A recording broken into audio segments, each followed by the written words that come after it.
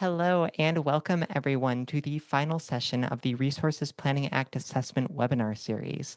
Today we're hosting our expert roundtable discussion of the Resources Planning Act Assessment. Note that you can return to any of the webinars in the series that have been aired thus far on the webinar pages at which they were accessed from, and we will soon have, within probably the next week or two, a full YouTube playlist of all these RPA webinars for those who don't wish to register through our Forest Ed program.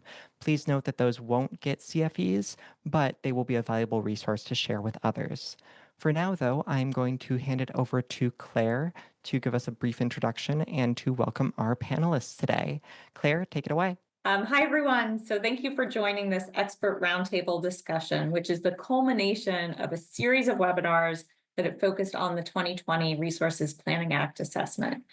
My name is Claire O'D. I'm the RPA Assessment National Program Leader, and I work alongside Kathy Broughton, the Assessment Program Manager, who you've seen moderating some of the other webinars in this series. Both of us are part of the Forest Service Research and Development Washington office. I'm going to be moderating today's roundtable discussion, but first I'm going to give a short overview of the RPA assessment to provide some context to the discussions. So the Resources Planning Act, or RPA assessment, is the result of legislation. The Forest and Rangeland Renewable Resources Planning Act was passed by Congress in 1974 to ensure America's competitiveness in natural resource industries. Now, the legislation requires a national report on the conditions, trends, and projected futures of renewable resources on all forests and rangelands every 10 years. Now, while the assessment originally focused primarily on an economic evaluation of whether resource supplies could meet consumer demands, a 1990 amendment to our legislation incorporated the effects of climate change. The RPA assessment was therefore broadened to assess resource conditions, ecosystem health, and sustainability to recognize the interrelationships between ecological and socioeconomic conditions in meeting the expectations of the American public. The assessment is unique in its focus on how the interaction of economic, social, and biophysical factors affect the productivity of forest and rangeland ecosystems and their ability to meet increasing demands for goods and services. We often look at the potential impact of these factors in isolation, but to truly understand the scope of the issues we're facing, we need to understand the relationships among these factors. So ultimately, the RPA assessment summarizes current conditions and trends of renewable resources across all ownerships for all forests and rangelands in the US. It identifies drivers of change and projects renewable resource availability and condition 50 years into the future. The first RPA assessment was published in 1977, and in addition to the summary assessment, we've also produced a number of mid-cycle voluntary assessment updates alongside numerous supporting documents and published data sets. The 2020 RPA assessment was published in July 2023 and is going to be the focus of today's roundtable discussion.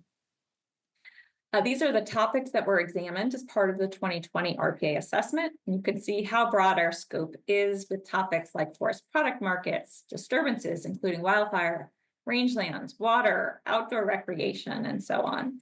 Each webinar from this series focused on one of these topics, and if you missed them, you can go back and watch the recordings, either on the SAF Forest Education website or, as Autumn mentioned, in the upcoming YouTube series. I also encourage you to visit our website where you can access the 2020 Resources Planning Act assessment, supporting publications and supporting data sets, all past RPA assessments, as well as tools to help you access and use RPA information. Now, today is our roundtable discussion where both federal and non-federal users of the RPA assessment are going to talk about how this assessment has been applied in land management and policy decision-making. So before we get started, I am thrilled to introduce our panelists today. Laura Calandrella is the Executive Director of Keeping Forests. Laura's career in forestry spans 20 years. She began her work internationally in Latin America before settling in the Southeast. She spent 10 years in various leadership roles at the U.S. Forest Service before launching her consulting practice focused on collaborative conservation. She's been engaged in Keeping Forests since its inception in 2016. Keeping Forests focuses on expanding markets for the private landowners who steward this important resource. Brian Petit is the Vice President for Policy and Regulatory Affairs for the National Alliance of Forest Owners, or NAFO. With a background in both forestry and natural resources policymaking, he leads the development and execution of policy, regulatory, and legal strategies for NAFO. Prior to NAFO, Brian spent 11 years as the senior professional staff member on the U.S. Senate Committee on Energy and Natural Resources, overseeing the forestry and wildland fire portfolios. In that position, he was instrumental in the creation and enactment of the decade's most important pieces of forestry-related legislation. Before working in Congress, he served as a career staffer in the Office of the Secretary at USDA, advising policy officials on matters pertaining to natural resources and the environment. Prior to coming to DC, Brian worked as a field forester in various positions across 8 states, including as a wildland firefighter. Born and raised in Louisiana, Brian is a forester by training, having earned an undergraduate degree in forestry in North Carolina, and later graduated with a master's of forestry from Yale University. Dr. Steve Prisley recently retired from the National Council for Air and Stream Improvement, where he conducted and led research and technical support in the areas of forest biometrics and economics, primarily focused on forest carbon measurement, monitoring, and reporting. Prior to joining NCASI, Steve was a professor of forest inventory and GIS at the Virginia Tech Department of Forest Resources and Environmental Conservation, and directed the Center for Natural Resources Assessment and Decision Support.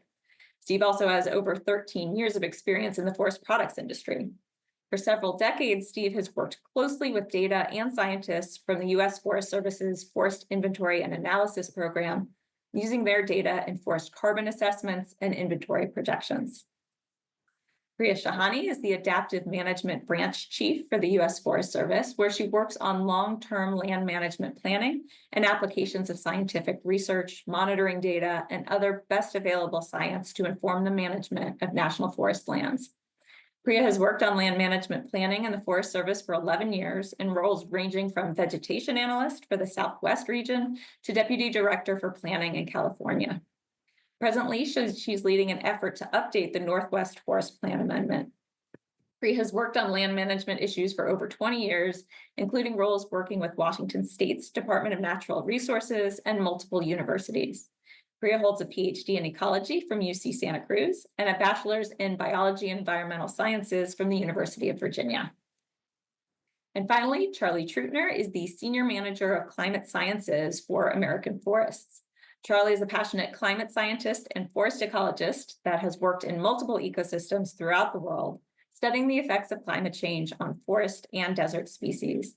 His experience and interests span from spatial analysis to isotope geochemistry, and he specifically specializes in desertification at the forest-desert interface in Western North America. Charlie earned his PhD in ecology, evolution, and conservation biology at the University of Nevada, Reno, and his Master's of Science in Quaternary Science at Northern Arizona University. So that concludes the RPA overview and introductions.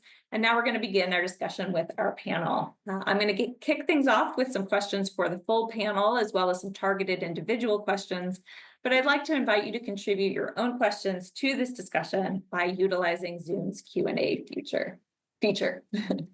I see all of our panelists have turned on their cameras. Welcome all. Appreciate you being here today. So as we get started, I gave kind of a high-level overview introduction to all of you, but I'm hoping you can all tell the audience a bit more about your job and background, explaining how you've used the RPA assessment or how you think the RPA assessment can support the work of your agency or organization. And so we'll go alphabetically. So Laura, starting with you. Oh, great. Thank you. Great to be here today. So I'm Laura Calandrella. I'm the Executive Director of Keeping Forests, which I will tell you a little bit about in just a second. But I would say, just to kick things off, that this story, Keeping Forest story, really begins with the Southern Forest Futures Project. And so that RPA assessment was the direct catalyst for founding Keeping Forests. The futures, and these are stats I roll off my tongue probably every single day, that in the South there's projected to be 23 million acres of forest lost by 2060 of our 245 million acres. Stat from the Southern Forest Futures Project, and that 86% of the land in the South is owned by private landowners. The Southern Forest Futures brought together a group of multi-sector leaders to really look at the threats that were outlined in the Southern Forest Futures and said, what can we as a multi-sector leadership body do about that? So 10 years later, so Keeping Forests has been around since 2016. So 10 years later, we've had the staying power of this coalition to advance strategies that are directly focused on markets for private landowners. So, and looking at the data that was in the Southern Forest Futures Project, been validated again in the Southern Forest Outlook, and then a huge amount of collaboration and participation with our partners to take this really credible science, but also validate that within what does the industry and partners need. And so we're working on innovations for biomass and low value wood. We're working on catalyzing markets for ecosystem services specifically related to watershed outcomes, and then also really influencing markets through citizen and consumer choices, through some of our communications, which I'll talk about a little bit later, how that also really stemmed from some of the work that the RPA does. And so my background, as was mentioned, I've spent my life working at the intersection of collaboration and conservation. And so this is just a really exciting, me being the executive director for the last 3 years. I was a consultant for the first 7 years of the project. It's an exciting time to be working on these issues that are really more and more in the common lexicon, but that the Southern Forest Futures and our partners predicted 10 years ago. So that's a little bit about me. Okay, thank you, Laura. Excellent. Brian, I'll turn it over to you next. Sure. And similar to Laura, maybe I'll just start with a quick background on who NAFO is. National Alliance of Forest Owners. We're an advocacy organization, and our central members represent the largest landowners in the U.S. that own forests. We advance policies that ensure working forests continue to stay working. They continue to provide ecosystem services, jobs, support our economy.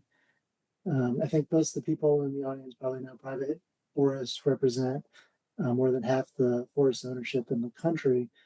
Not everyone maybe knows that these working forests provide 90% of the total amount of timber harvested in the U.S. And that helps sustain our position in the U.S. as the leading producer of wood in the world.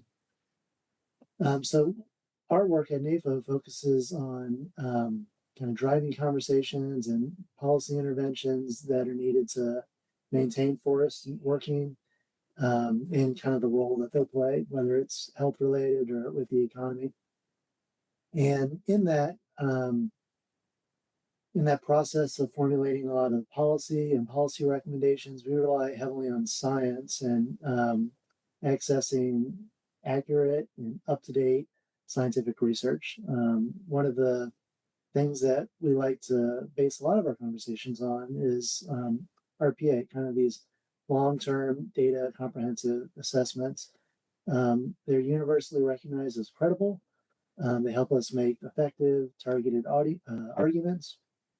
And the conversations span from tax policy, forest products markets implications, climate change. All of those conversations are informed at the most fundamental level by information around forest resource trends and being able to have kind of that regularly updated third-party objective data really helps us deliver the message we're trying to deliver. Thank you, Brian. Steve, turn it over to you. Hi, thank you. So in my work for the National Council for Air and Stream Improvement, or NCASI, it's a private nonprofit research institute. So it's very science oriented, serving the forestry sector, by which I mean both private forest landowners, such as NAFO represents, and also manufacturers who use forest products. My background personally is in forest inventory, biometrics, and resource assessment. So within CASI, I spent a lot of my time and effort in helping our membership understand the data behind questions about forest sustainability. It often boiled down to forest sustainability.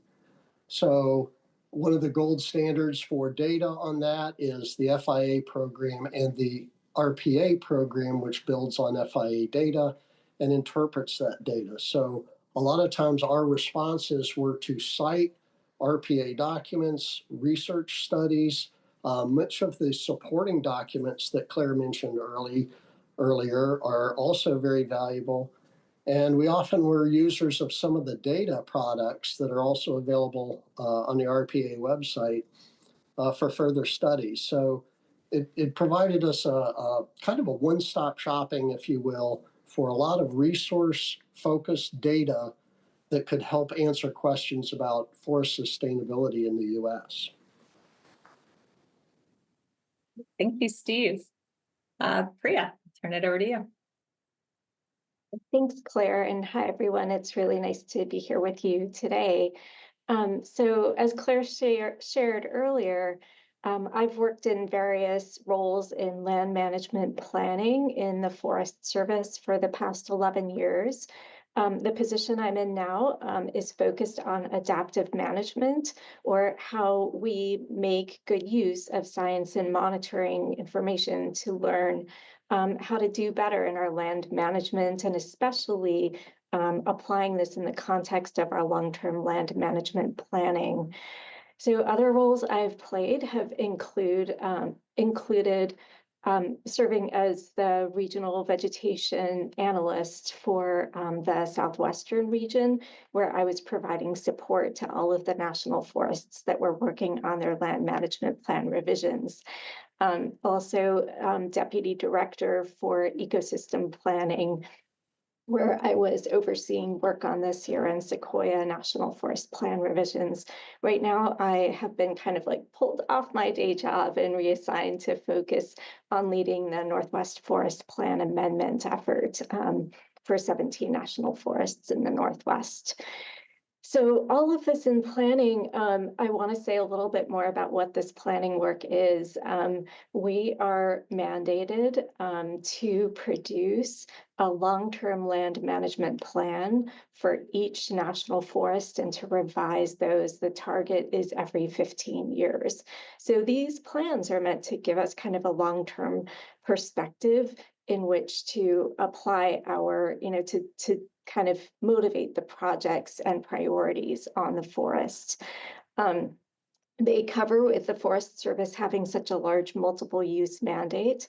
Yeah, so covering a really broad range of topics, including forest resources, timber outputs, recreation opportunities, water provision, rangelands, and much more, and looking also at drivers and stressors of change.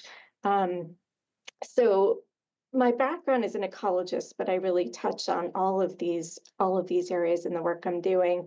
And here's one thing that I really love about this work is that at the beginning, we take time to gather up information and do an assessment that will inform what we put in these plans. And so that gives us a chance to really look at the science, be thoughtful, share with the public, hear what the public thinks, and then lay out the plan moving forward. So that kind of intentionality, I think, is a really good thing about the work that we do in planning.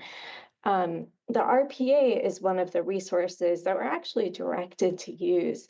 And we often do use it to provide that sort of regional or national context, especially related to things like changes in population size, socioeconomics, land use patterns, recreational use patterns, wood product uses, and more. An opportunity that I see for the future for us that we can do better on is really to make use of the data products that are available through the RPA more locally. because the stories are often told at much larger scales. Not everyone, even in the agency, knows what we are able to do with those data. And so they're available even as fine as 30-meter by 30-meter pixel for some data sets. So this is part of what I see as the direction that we're moving to make much better use of the rich sets of data that are available. Sorry about my internet. Thank you, Priya. Charlie. Thanks, Clay, and thanks for the invite to be on the panel. It's exciting to be here and talk about how American forests use RPA and very much so the data that it provides. So just to start off with a little bit of my background, really an academic researcher until my first permanent job here at American Forests. But I really look at how the impacts of climate change are affecting both forests and desert species, as you kind of highlighted in the beginning. Um, American Forests is the longest conservation or oldest conservation organization in our country, and it's actually our 150th birthday today. So pretty exciting that we've been around that long, and glad that we have more time in the future to be working with it with the RPA. But the American Forest has three different kind of arms or programs within it. One is policy, and that really is our fundamental background, are being, trying to help policy be written, trying to bring people together and create initiatives to move management forward. We also have an urban forestry component where we're really working on tree equity and trying to create more green spaces in urban environments by planting juvenile to adult age trees in those areas. And then the third is resilient forests, and that's the program I work for. We focus much more on the wildland forests and how we can apply climate informed forestry to management plans. And so with the three kind of arms, we have this really strategic method of where we can help with the policy, then we can manage the projects that get funded from policy acts and initiatives. But then we also have boots on the ground crews to help with different projects like reforestation or thinning or other kind of climate informed forestry objectives. So and we use the RPA in all three of those different areas. And I think I'll get more into that later into the discussion, but it really does focus on trying to apply climate informed forestry, looking at those projections and making the best decisions with those data that are provided. Thank you, Charlie. It's great to hear about all of these different organizations that are working in this space doing such interesting and important work. And from the RPA side, it's really humbling to be able to do something that kind of touches on all of these areas and that can help support all of the important work that you all are doing. So several of you mentioned citing the RPA assessment as an authoritative source for information about national trends, and hoping to hear just a little more detail about some specific instances where the RPA assessment has served as a compelling citation for achieving the missions of your organizations. And I think, Brian, we'll start with you here. Sure. I think maybe one of the most fun examples has to do with the European Union deforestation regulation. So for folks that don't know, a couple of years ago, the EU passed a law saying that they don't want to support products coming into the EU that contribute to deforestation. And after they passed the law in the 2 years since, we've been in conversations as they try to figure out what that means, right? And the focus is really on ag. So if you grow some corn, did you clear cut and convert an acre of forest to grow that acre of corn? If so, not coming into the EU anymore, right?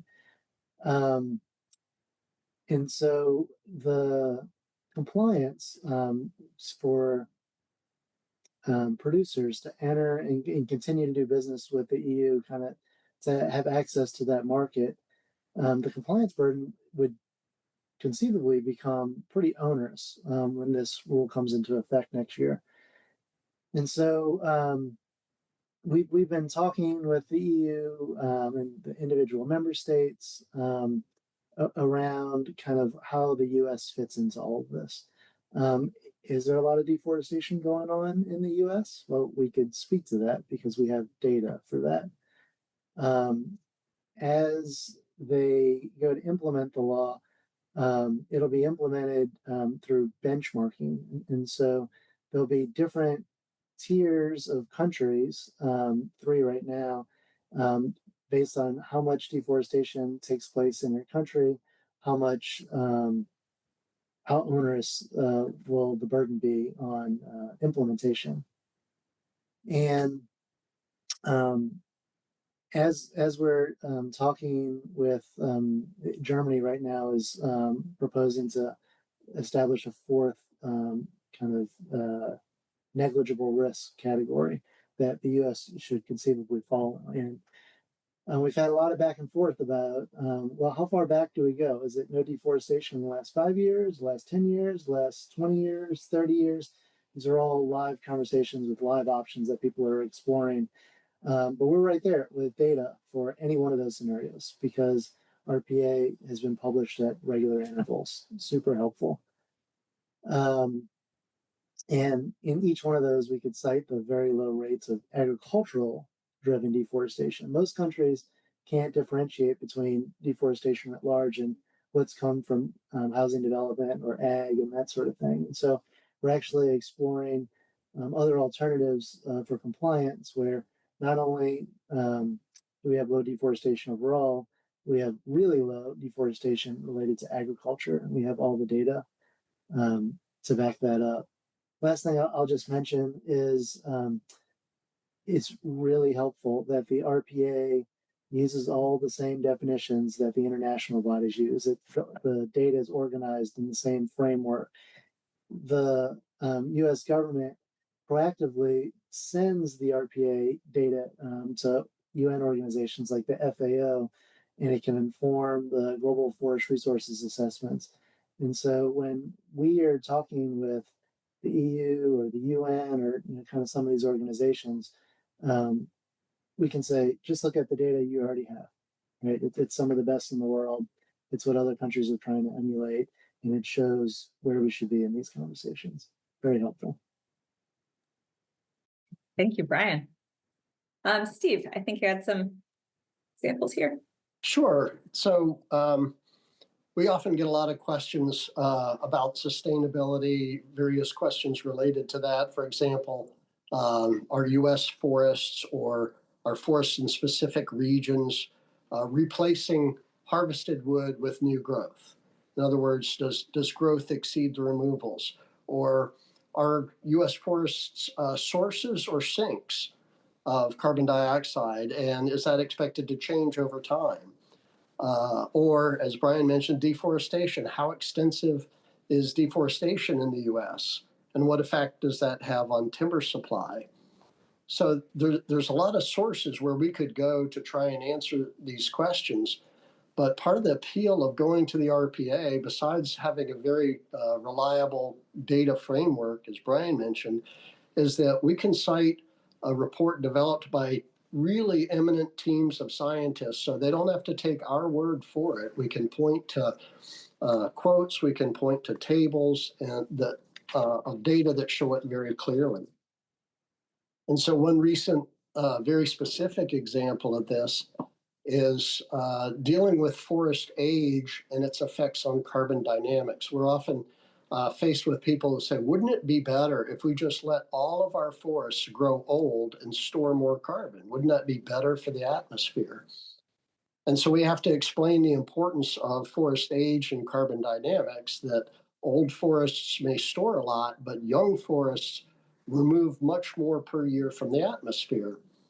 So if people watched the one of the early webinars in these series on forest resources, you heard very clearly from Dr. John Colston that all of the projections done in the RPA show a very aging forest over time in the US.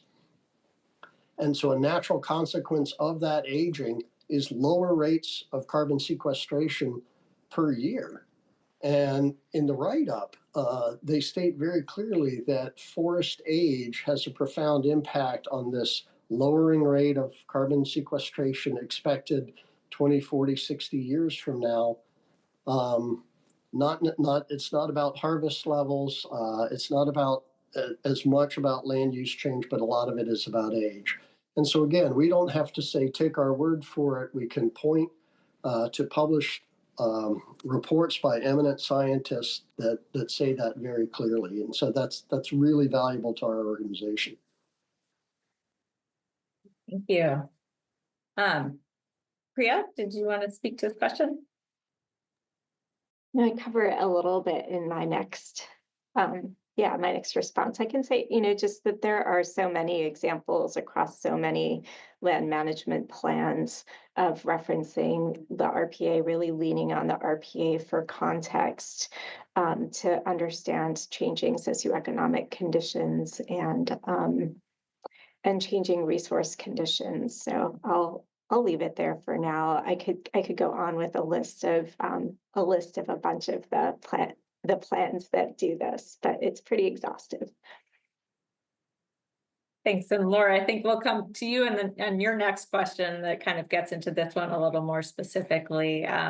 Okay, so now we're going to get to some specific targeted questions to get in a little more depth, given all of your specific backgrounds and experiences.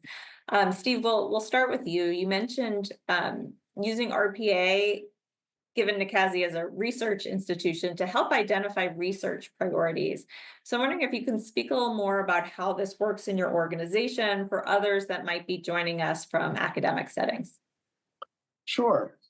So the RPA focus is obviously national, but it also has summaries by these broad RPA regions. But there's a lot of work that can be done in specific regions where people are interested. Well, what about my backyard? What's happening in my area, and what's that going to look like? So starting with an RPA assessment, many trends are pointed out that could bear a lot more scrutiny with more detailed data. And the RPA provides a lot of data sets for it. So one example that I would use, as Laura mentioned, is really important in the South, and that's forest loss. RPA projections of land use change showed that South is going to bear the biggest burden of forest loss in the country as a region. Meanwhile, other research we've been paying attention to talks about loss of land to electric power infrastructure. So solar farms, for example. There are projections based on demand for solar that millions of acres need to be converted to solar farms to meet anticipated demand for solar. So much of that is anticipated to come from the South because we have the interaction of the electric infrastructure, the conditions for solar, power generation, and demand all happening in the South. And so maybe we need to layer on additional estimates of forest loss to solar. So there's opportunities for researchers to take the basics that are developed from RPA and dive a little deeper into regional questions or specific questions like what is the magnitude of solar versus other land use changes over time. So the RPA can point a direction for general research in many cases and answer questions at a big grain, but there's a lot of opportunity for scientists to build on this wealth of RPA research and the supporting documents to drill deeper and answer questions that are pertinent specifically to their areas. Great, some great ideas there. Priya, can you speak to what you see, given your background in both management and science, as the challenges and opportunities in linking science and management and the role RPA can play in the future? Yeah, happily. Thanks, Claire. So this is a little bit obvious, but one challenge is, of course, just time. Um, it's easiest for me to speak to kind of what I see in the Forest Service and the heavy demands on land managers, but I know I've seen the same working for a state agency too, and I'm sure this applies very much in the private sector as well.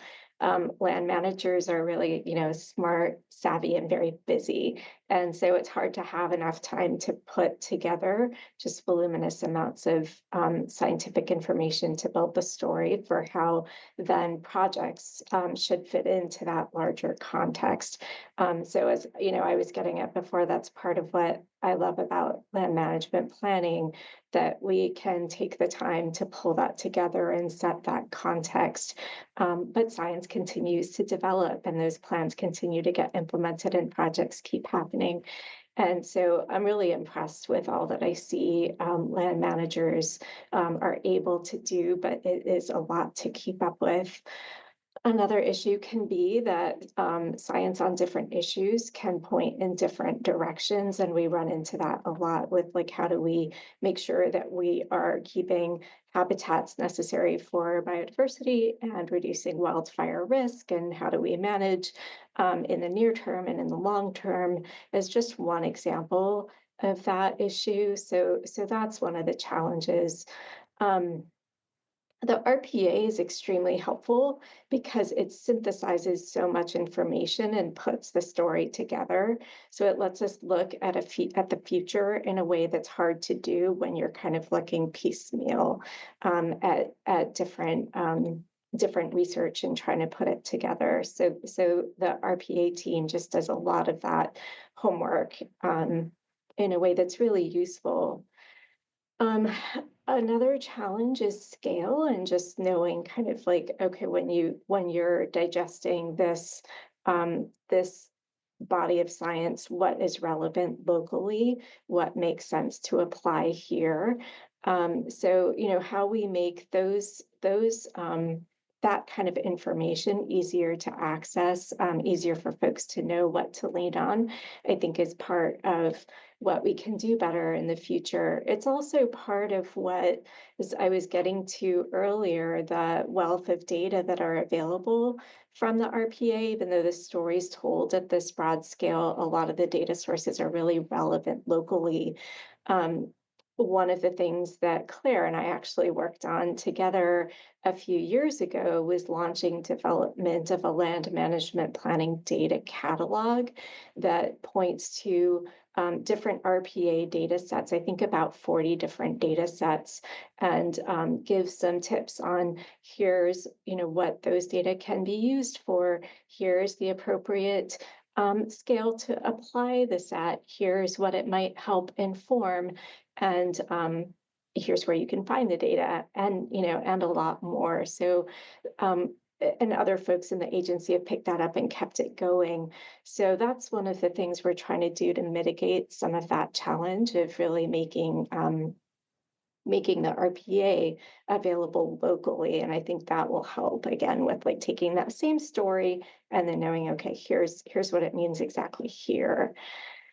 Some of the other challenges with linking science and management, include the cost of the investments, and sometimes recommendations are hard to apply because they can't actually be implemented at scale. And so this is less relevant to the RPA, but maybe like genetic resources.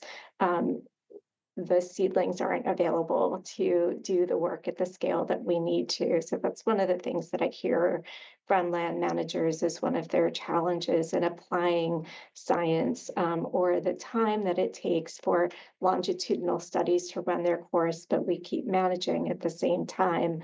And we look forward to the answers, but it's going to be a while. because the RPA is happening in the, in the data realm, these challenges are less relevant, less of barriers to actually applying the RPA to inform our work.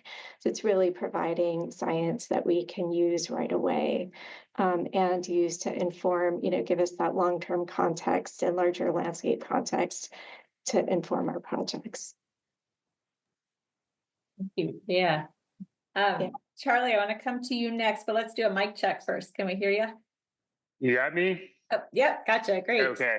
Put the headphones on, so hopefully that all works Excellent. out. It's a weird tech Um, thing to have it go out partway through. Yeah, that was a little. My question for you, Charlie, I'm wondering more, I think you've mentioned the Forest Innovation Platform that American Forests is overseeing, the FIP. I'm wondering if you could let our audience know a little bit more about the Forest Innovation Platform and the role that RPA information could play in that effort, and vice versa, how the FIP can help support RPA moving forward as well. Yeah, absolutely. So I do want to go back, just I have a couple more things to share before diving into the Forest Innovation Platform. But with our policy team, we used a lot of the RPA to help inform the politicians and lawmakers for the Replant Act, the Infrastructure Investment and Jobs Act, and also our Tree Equity Initiative. So really vital to kind of understanding how we can use those, or how we can kind of use that policy to help guide resource management. Another thing that we use the RPA data layers for is our carbon budget models. And so that's really estimating the life cycle of carbon with different management intents in wood products. So we're doing this state by state right now. And it would give different scenarios of if you do this type of management strategy, like longer harvest cycles, how does that affect the carbon budget for that state? So really helpful in that sense. The Forest Innovation Platform is something that we've been working on now for about a year and a half. It's a really exciting project that is different than a lot of other platforms. Generally, when, as in platform, we're talking about a website that usually provides the data. There's some type of, interaction with the user. But we have a different approach with the Forest Innovation Platform that instead of, say, publishing an article and then trying to get those data out there through a platform, we're actually taking a different approach where it's really community-led, data-driven type of planning. So we're kind of opposite, where we're outreaching to a bunch of different experts, including those in the RPA that work with the RPA, and really trying to address some of the major issues when it comes to climate-informed forestry. So the specific data layers that we've been working on, and Claire, we've met a few times now about this, is bringing in the land use change, which is really, you could think of it as more of an impact than an actual describer variable, like say temperature or precipitation, where it's actually saying, hey, how is this going to change? Where might the city expand? Where might there be different infrastructure that's been put in? So really a unique data set. The other one that we're looking for to incorporate is the water supply and water demand layers, which also have future projections. So again, it's kind of going to this next level of not just talking about how precipitation might change, but really the impacts of how, if forests are mismanaged, how is that going to really affect the water supply? And then with the expansion of populations in the WUI or in other forest interfaces, how does that demand change as well? So that's kind of the general sense of how we want to bring in the RPA with the Forest Innovation Platform. But something else we've been talking about is really using the platform for the 2030 RPA and having it be a really user-friendly type of interaction with those data sets, and something that's already established. And so we don't have to reinvent the wheel. we can work together and collaborate together because all this data is open source and it's accessible to any type of land manager, owner, or researcher. Hey, Charlie. All right, we'll turn to Brian. So I'm curious about which elements of RPA seem to be of greatest interest to the NAFO forest owner community, and which areas might have the greatest pushback in terms of either clarity or some of the results themselves. Sure, sure. In terms of greatest interest, I think that consumption, the 50-year forecast around consumption, harvest levels, softwood and hardwood pricing, all that helps landowners, private landowners, make kind of their long-term investment decisions and even management decisions. So that's probably first and foremost. I also said previously that in our policy discussions, whether it's trade negotiations or kind of policy debates on the Hill, the essential information base that RPA provides kind of is really the most influential kind of bit of information that we can convey in those conversations. And so right now there's a lot of interest and talk around the contraction of the pulpwood markets in the U.S. with the pulp mills closing in Georgia recently and a couple dozen before that. And so as we're advocating for opening new markets, kind of what are these multi-decade out forecasts, right? That could help inform those investment decisions.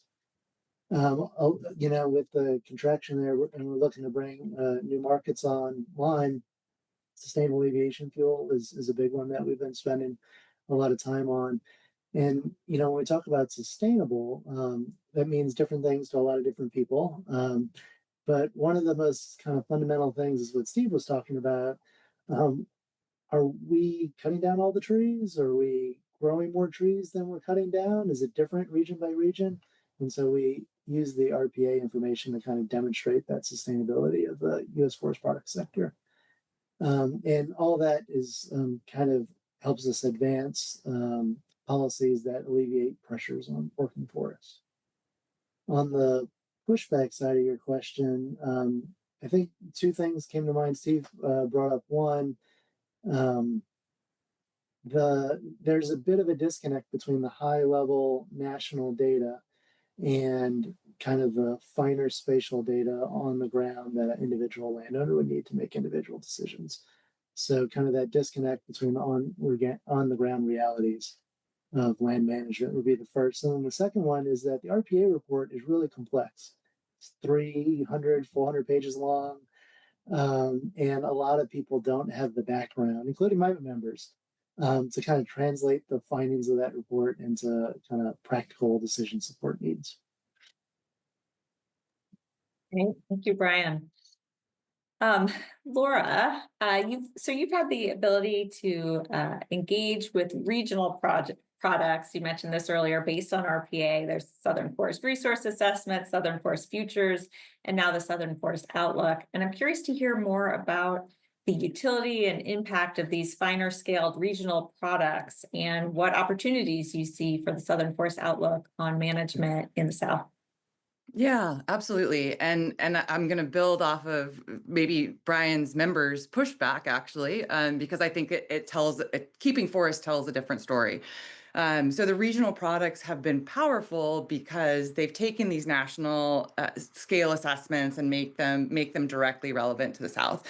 And you heard Steve say, I mean, I think we all think our region is special. Yes, we are all snowflakes. I get it. But the South really does have a unique role to be playing in the forest economy, in forest industry, in conservation, right? There's a wealth of things that our forests do that are distinctly different, not to mention in a very different I'll say socio-political climate than much of the country, right? And so, I mean, dialing back, the RPA, keeping forest did not exist before the RPA, and keeping forest wasn't necessarily the end goal. The end goal was to respond to what we were seeing in the data, and we needed to see that data at a very southern scale.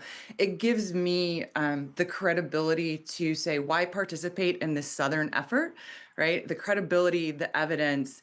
And I think it's things that our partners, and we're essentially a public-private partnership, and everything that we've done has been driven through collaboration. But it was the Southern Forest Futures that initiated that, the Southern Forest Outlook that has been able to validate that, and it's given Keeping Forest the ability to convene these partners for 10 years now. I do want to say, so going back to what Brian had said about pushback, I think one of the things that we have done and how we've used those regional products, and it was important that they were regional products because I don't think we could have done it with a national level assessment, is it doesn't end with RPA. It's not just the Forest Service, right, that has the responsibility. I mean, you have this massive document, and Brian's right, and it's hard to get your head around. And how do you actually apply that? But I think Keeping Forest is a living example of how do you apply that, and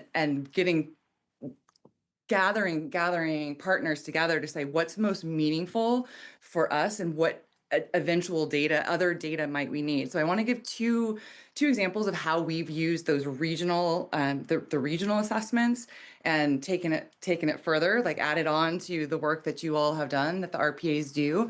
So first, Forest Service is an engaged partner, obviously a launching partner of Keeping Forest, but we've worked very closely with the Southern Research Station, which has been heavily involved in all of the RPA assessments.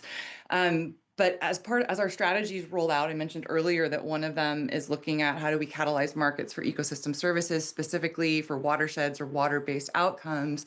We were able to partner with Southern Research Station and North Carolina State University for a landscape scale restoration grant, right? With all of this evidence and all of our collaboration in our back pocket to do a study. And I'm so excited because the final economic paper is out. It came out this week, but to analyze the data, to create more science around what are the impacts that forests have down to a sub-watershed area on water quality and water quantity. And so that research and that grant was happening in between the Southern Forest Futures and the Southern Forest Outlook. And there are people that were not just at Southern Research Station that had input into the Southern Forest Outlook. So there's this self-reinforcing loop of how science gets extended and put into practice, but then that practice and feeds back into new science. And so I think we have a responsibility in our community to be able to define and advance collaboratively in partnership things that the RPA is giving us a really firm foundation to stand on. On a completely other way of thinking about this and how we've taken the RPA data and made it into something that's accessible. So I mentioned too that one of our 3 strategies is focused on really how do we influence consumer and citizen choices, right? So what we did with the RPA data was we partnered with a public opinion research firm and conducted the first ever public opinion research. Thank God it was during COVID. People were trapped in their houses and loved being on call boards and answering survey questions. So took what we knew of the science and were able to conduct the research for how do Southerners think about and interact with their forests. So let me just say one of the things that came out of that. So we talk about 23 million acres being lost. And so those of you on the phone might be able to conceptualize 23 million acres. We tested statements that are sort of metaphors against that. The 2 that stood out to Southerners that they could conceptualize, that's like filling the Grand Canyon 19 times, or that's all of the forests in Georgia. Or there was another around football fields, but I'm a true football fan, the real football fan. So I can't visualize football stadiums, and don't tell anyone in the South that I can't do that because I'm going to lose my card. But I mean, so it's taking all of this data that is really hard to be accessible even for us in the community, And what we did is, so we have the public opinion research, which is still a little bit heady, but we have, these 10 do and do nots that then so that's available. That came out of available to anybody and available to our partners. But then we took it a step further and created messaging guidelines and a messaging playbook that's also available. So everything from advancing more science to getting really specific about the messages that are going to resonate around Southern Forest, so that and then also to some of our innovation challenge work that we're doing right now with low value woody biomass, underutilized wood. I think that's where the community extends the usefulness of the RPA, and I think can give back to whatever future versions come out. And please do not stop doing the regional assessments, because they're really powerful. That's excellent. And I think also speaks to that we need to do regional assessments beyond just the South, because I think they have been a huge success there, and that other regions could really benefit from similar types of efforts. So I started to go on to the next question. I'll reframe this. Laura, you mentioned it, Brian mentioned it. The RPA assessment is a big document. It's got a lot of breadth and depth to it. You are all relatively experienced users, but I'm sure there are folks on the phone that are new to this community.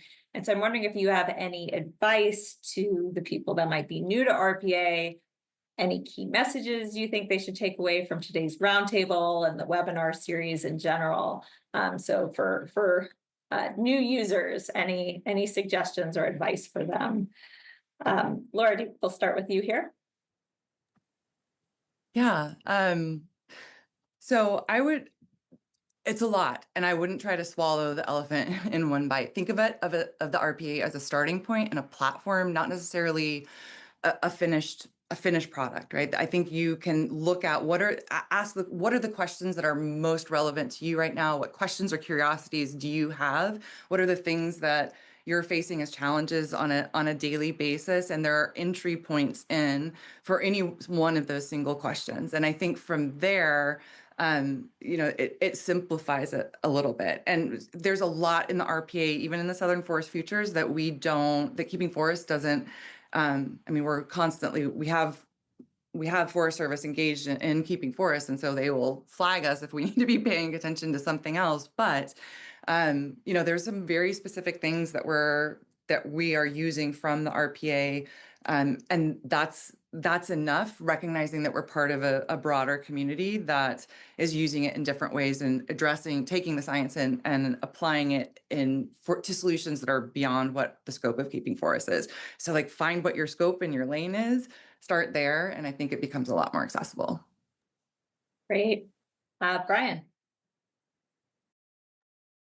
One of the things that comes to mind is there are a number of kind of non-federal resources that translate the complicated RPA data on various topics of interest, right? And they're often designed for non-expert audiences. I'll make a shameless plug for our carbon data visualization platform. So in the last administration, there was a lot of talk around trying to maximize benefits of carbon from forests. And so one of the things that we put together is kind of a website that translated all of the carbon kind of data in RPA,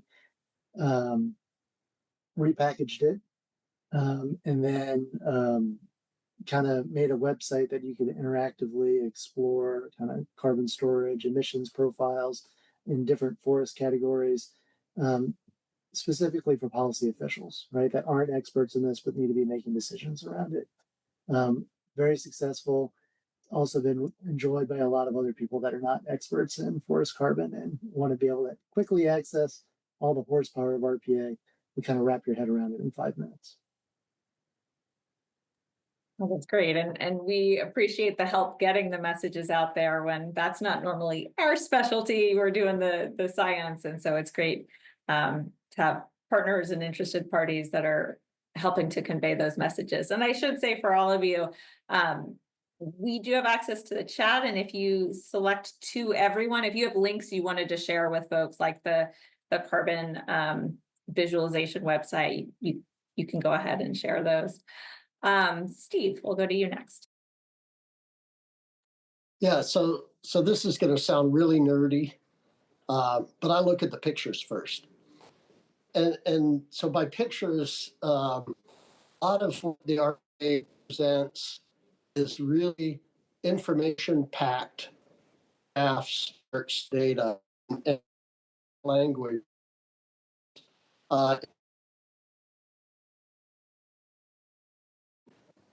Ownership, Brian was just talking about. I start skimming through, I can go direct to some chapters or whatever, but I'll look for charts that have ownership and carbon.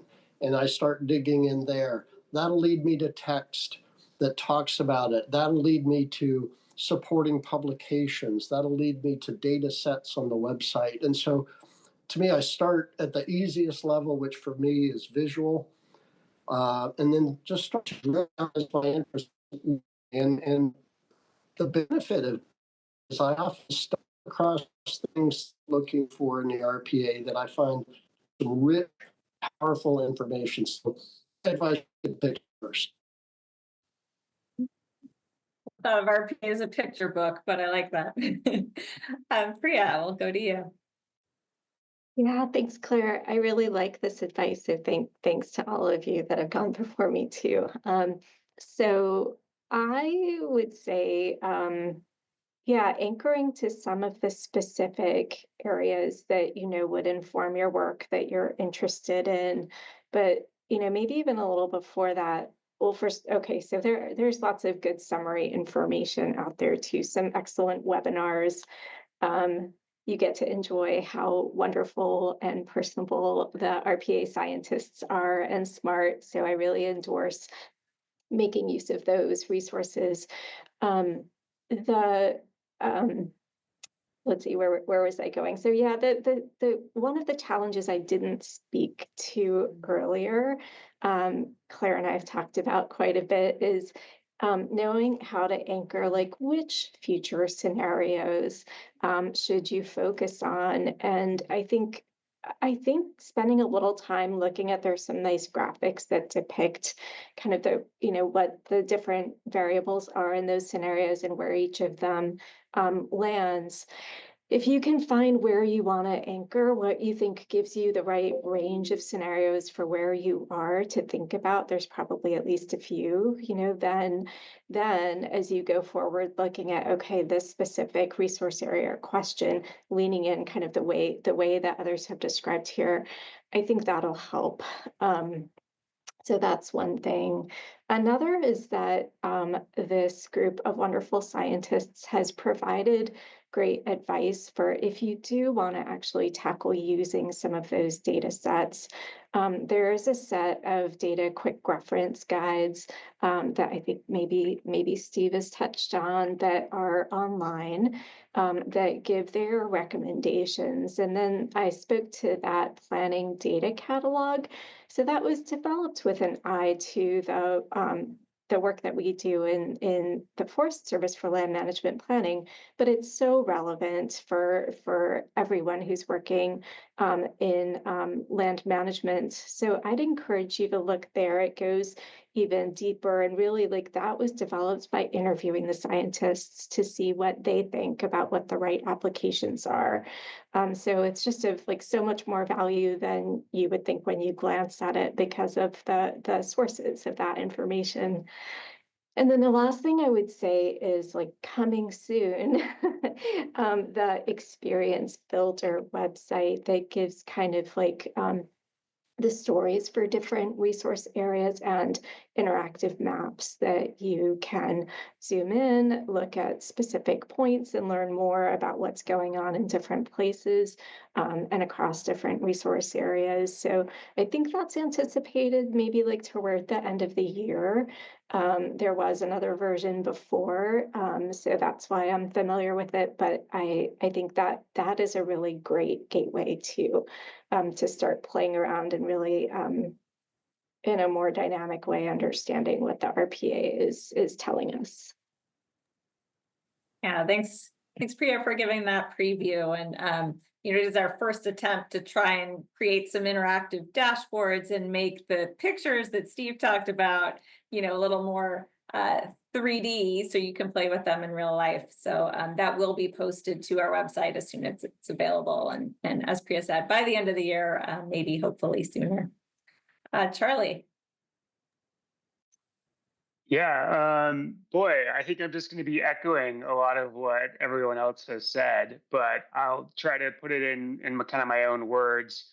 So I'm really a data hunter, right? I am looking for big old data sets and how we can apply them to modeling and that type of kind of pathway. So what I found so great about the RPA is that the actual data that they'll let you download is really easy to just work with, right? It's either geodatabases or it's going to be something, like a TIFF or a raster. And I'm probably getting into some terms that some are you familiar with and some might not be. But it's really easy just to take those data and drag them into some type of GIS software. And so I think that was probably a pretty big objective with the scientists. They wanted to make sure that you could really use the raw data. And then the other kind of, I think, special feature that I've been able to experience is working with the scientists, right? And so we're a non-governmental organization, so we're kind of outside looking in, but the way that they have been able to branch out and help us with, not only using the kind of the older data, but bringing in the newest data has been really enjoyable. So yeah, I have other things I could probably say, but I think they've already been said. So I'll stop there. Thanks, Charlie. And I'm glad you and Priya both mentioned that we have an incredible team of scientists, and they are really committed not just to excellent science, but to making sure that the science and the data is used. So we are here to help with that whenever we can. We are really open to the community. And so getting to that, my last question for the whole panel is kind of a selfish question here, but as we think about the future of the RPA assessment, I'm wondering if there are any key resources, additional possible drivers of change, collaborations, technological improvements, et cetera, really anything that we should be thinking about as we begin to work on the 2030 RPA assessment to be more responsive to the needs of our user community.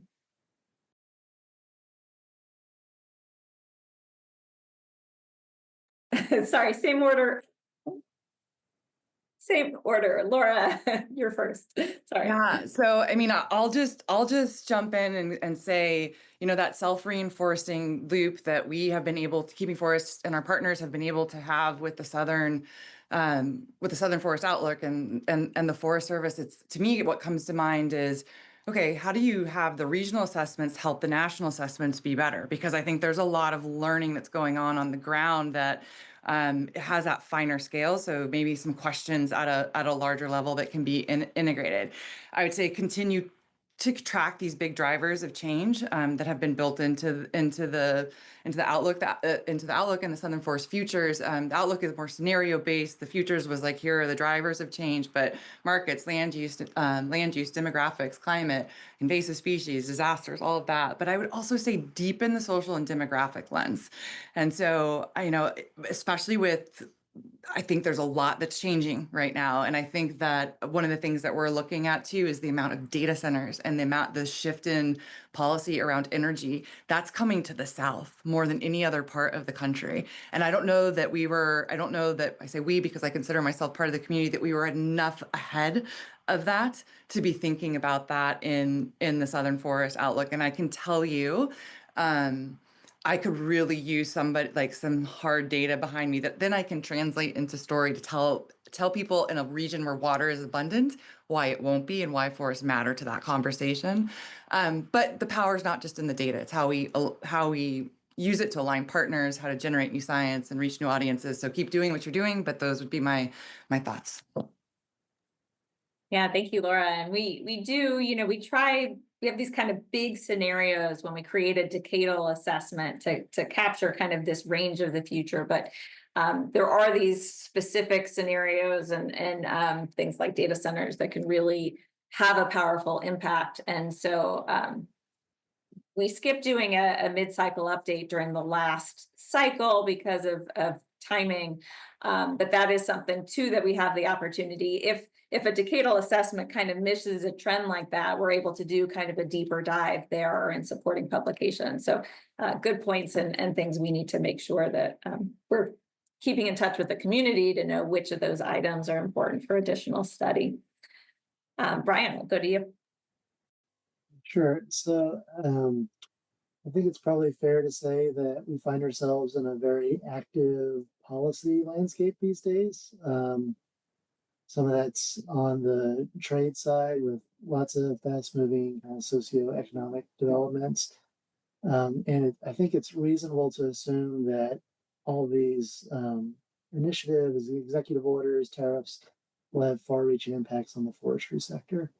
So as the RPA's kind of 50-year projections currently use a sophisticated economic modeling framework, it would probably benefit from calibrating to reflect some of the current realities so that we have meaningful future projections being produced. And so Laura mentioned kind of the conversation going on around energy needs, around data centers and AI, and what are the land use pressures stemming from that? Tariffs would be an obvious one. The other one that hasn't really been mentioned yet is kind of the intensifying disturbance patterns. So whether that's wildfires or hurricanes, with the hurricanes last year, we were able to work with some of the state associations to pull together some numbers of damage, how many billions of dollars of forests were damaged by the hurricanes in North Carolina, Georgia, South Carolina. How many billions of dollars are projected to be damaged by hurricanes in the out years? Very helpful data to have for some of our conversations with insurance folks, USDA, the appropriators, things like that. Thanks, Brian. And I will put in a plug again on our website. There is a space for supporting publications. And so sometimes some of those things that you've mentioned or that Laura mentioned as well will be there if it's not in the RPA assessment itself. So like, for example, Jeff Presteman is working on doing some evaluations for the tariffs and what that could mean. And that's likely not to be held for the 2030, but rather show up in a supporting publication. So always worth checking for those in addition to the assessment itself, just to give you extra reading for all of you at home. Okay, Steve, you're next. Yeah, so this point is coming from my long history of using RPA dating back into the 1990s, 30 years ago. And that is the distinguishing characteristics of different private forest landowners. The Forest Service National Woodland Owner Survey tells us quite clearly that landowners have dramatically different outlooks and behaviors regarding their forests. And we've long known that some of the larger holdings, what we might call institutional or corporate landowners, behave very differently, and their forests therefore have different characteristics than small family landowner holdings. Back in the olden days, there were separate categories reported in the RPA. I think non-industrial private forests and corporate forests, or whatever you want to call it, that recognize those differences. And there's some stark changes when you look at things like growth, where harvests occur, things like that. Now, today, the program is required by legislation to protect private information. And that's challenging to release that kind of information, maybe at a state level, on what's happening on small landowners versus large landowners. But it seems there's got to be a way at the RPA level, at regional levels, to distinguish between these dramatically different landowner types and their various roles in providing timber and ecosystem services from their lands and the characteristics of the lands and the future of those lands. Like, for example, I would expect very different fragmentation rates from those different landowner categories. So just a thought that if there's a way to bring back some sort of distinction among private landowners into the RPA analyses, into the RPA summary results, I think we'd learn a lot from it. Really interesting. Thank you, Steve. Priya. Yeah, I love that idea. And all the others. I think almost everything that's been on my mind has been covered actually. So I won't take a lot of time. I would emphasize also that like what you're doing already, some of when I think of what would be useful, I know it's things that RPA is already covering and will in the 2030. Like I would hope that there will be new emerging markets for in wood products, right? That I'm sure will be part of the focus already. And just as one example. So keep it up, and I love the ideas that we've heard. Thanks. Thanks, Priya. Charlie. Yeah, I think I mentioned this earlier, but just collaborating with RPA scientists to try to not reinvent the wheel and not put a new platform out there to just kind of confuse users, but really try to focus on bringing in that community into one general website or platform. So, but just the knowing that there's the reliability and sustainability of the RPA, that it is coming out every 10 years and that it's been going on for 50 plus years now. It's just something that we can plan for the longevity of a platform. And so that's an exciting type of collaboration. Yeah, great point. Well, that covers my questions. This was fantastic. I'll turn now to our Q&A. We have a few questions there. If others have questions, please feel free to add them in. Let's see. So first, how can the RPA assessment formally incorporate urban, salvaged, and reclaimed wood into its forest utilization and carbon accounting frameworks, so it's recognized not as waste management or even just part of underutilized materials, but as a critical part of national forest planning and carbon strategy? I don't know if that's appropriate for this panel. I think we need some of our scientists here to talk about that. If any of you feel free to raise your hands if you want to take a stab at that, but that might be something we will pass along to one of our scientists. Okay. Yeah, I might be able to just say something really very short, but we use the carbon budget models. This is something that was developed in Canada that we are now shifting for the U.S. And so, although it's not this modeling type of framework isn't necessarily part of the RPA, you can use data from the RPA and then input it into this type of data framework to help you get to some of those answers. So kind of connecting two dots will help. Priya, did I see you on mute? Oh, okay. I did. I was just saying that I think this fits into that, like the wood products topic and the markets that exist and hopefully developing markets too. So I like the question.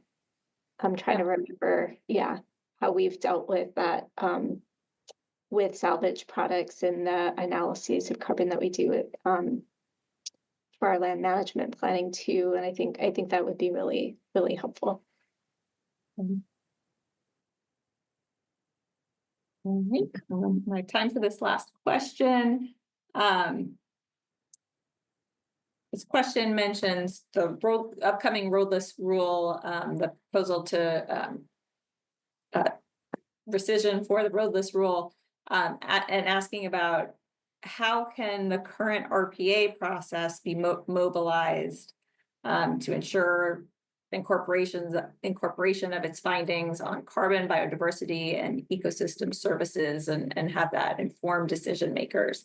And I can say that some of our scientists are involved are consulted to make sure that, that data is looked at and analyzed. The RPA assessment is a prominent product for Forest Service research and development, and the scientists are, on various teams and contributing where they can to make sure that you know leadership and decision makers are aware that that information is out there. That really is the intent of RPA, to provide that information about trends, about projections, to inform decision making.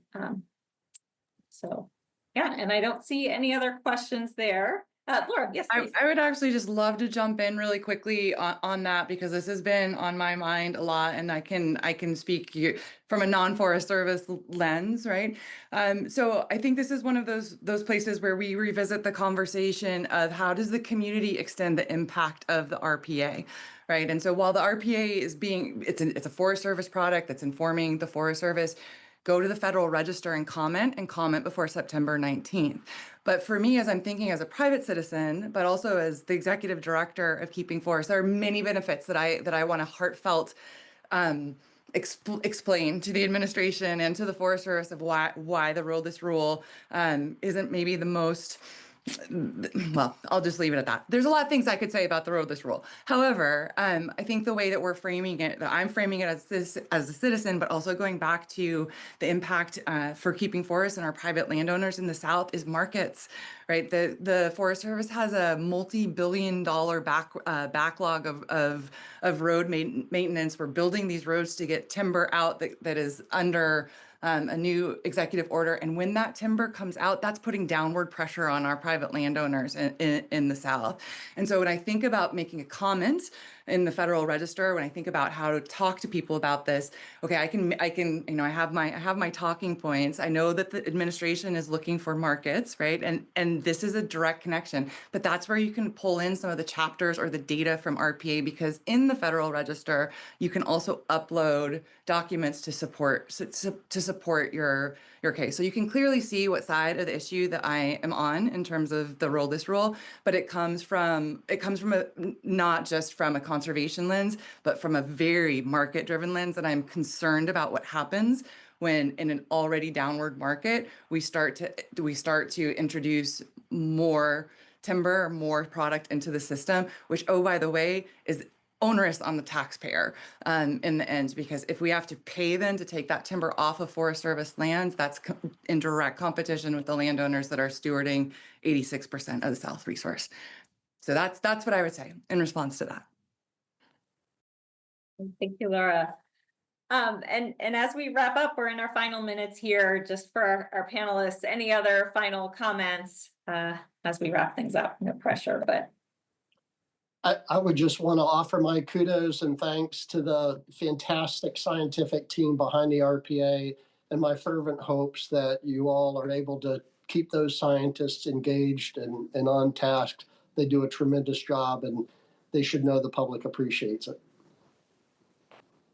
thank you so much for that. And thank you to all of our panelists today. I mean, what we do trying to, the amazing scientists putting this work out, is to provide people with useful information that could be then be used to support a number of different needs. And so it's been very, very meaningful for me today to hear about all of the ways that all of you have used this information. And I really appreciate you taking your time to explain all of this today. I hope that our audience members learned a lot. I certainly did. And to all of you panelists and the people listening, the RPA information is publicly available. The data is available. This is a tool for everyone, and the RPA team is here to try and help you use it. And we are open to feedback, again, as we're working on the 2030 RPA assessment. So Autumn, I will turn it over to you to close us out today. Thank you so much. And thank you to everyone for attending.